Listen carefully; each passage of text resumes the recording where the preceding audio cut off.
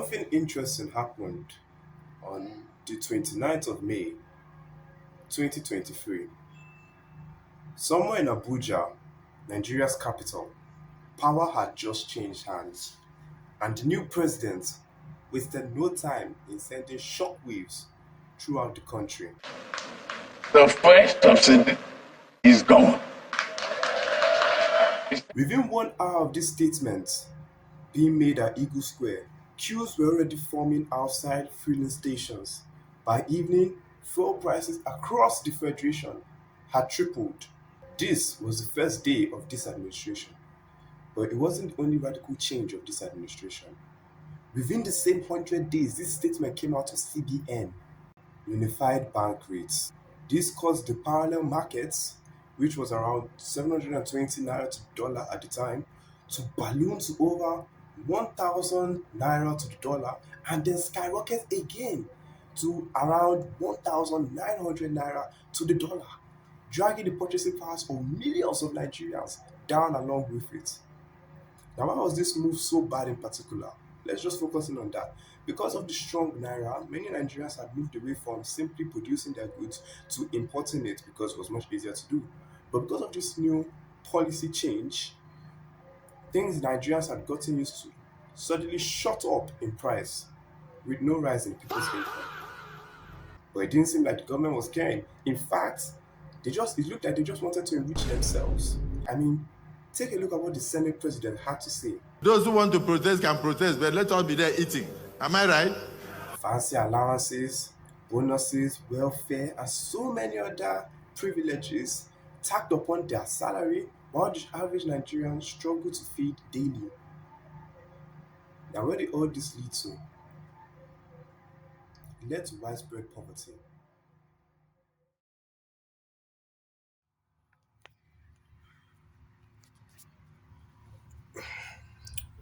In 2024, Nigeria set new economic records,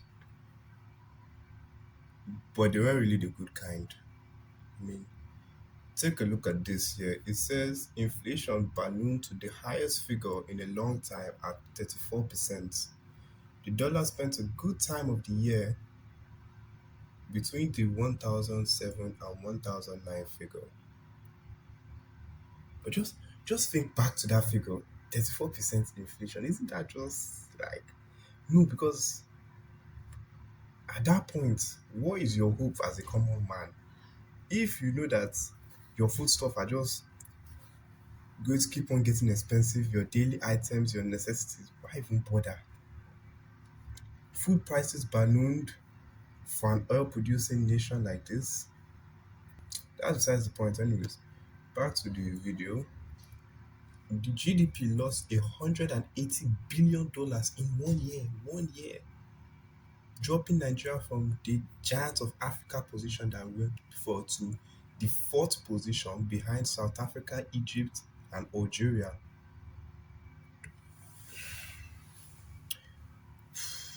Giant of Africa, giant of Africa. When was the last time like our economy was number one? I think that was back in 2022 that Nigeria's economy was the top in Africa. 2022, that's 4 years from now, or 4 years ago.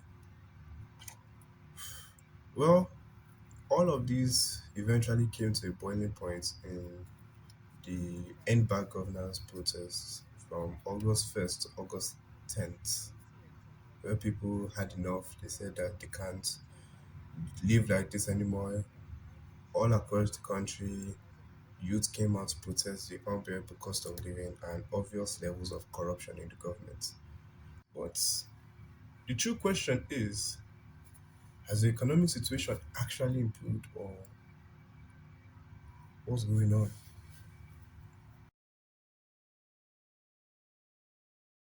Take a look at this clip from Cruz, Nigeria's Jubilee. If you compare Nigeria today to Nigeria of 3 years ago, we're getting better. And I know it's because you guys live in Nigeria. For us that go to school and come back, when I come back, the change is so visible.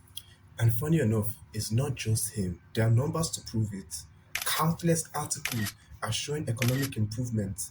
foodstuff in the market is actually coming down. Well, not by a lot, but by a noticeable amount.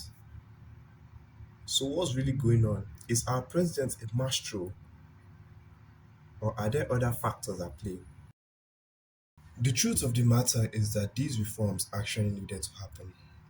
These reforms, whilst excruciatingly painful to the average Nigerian, made things a whole lot better on the macroeconomic standpoint.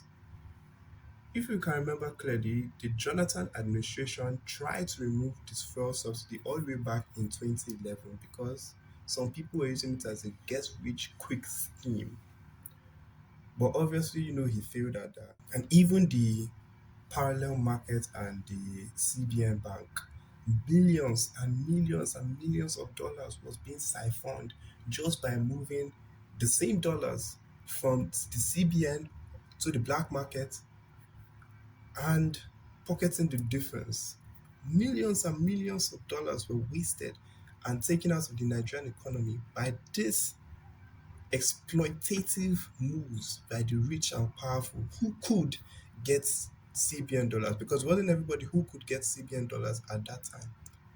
It's for those who could get CBN dollars. And if you look back at these new tax laws, the most controversial of all of this administration's laws, you will find out that it's also sort of necessary in a way, but there's a lot of nuance to this. Nigeria's economy is looking up. I mean, as I'm writing this video, the dollar to naira exchange rate is 1,332 naira to the dollar. Nigeria's stock exchange passed 100 trillion naira. That is insane. 100 trillion naira in market cap, with a lot of foreign money back in the country, showing signs of confidence in the Nigerian economy. Foodstuff are slowly coming down, slowly, as inflation is nearing single digits. And across the country, especially in the FCT, I have seen a lot of infrastructure projects coming forth with the supposed money that they said they use from the subsidy. Now, what am I trying to say? Am I trying to say that this government is the best? Absolutely not. Far from it. This government is still one of the most controversial governments Nigeria has had. And we have had a lot of controversial governments. But you have to give credit where credit is due. You have to say that whilst all of this has been painful, these reforms are pushing Nigeria in the right direction. But a lot of things do need to fall in place before these reforms can fall into full effect. Thanks so much for watching this video. If you like this video, please do like and subscribe.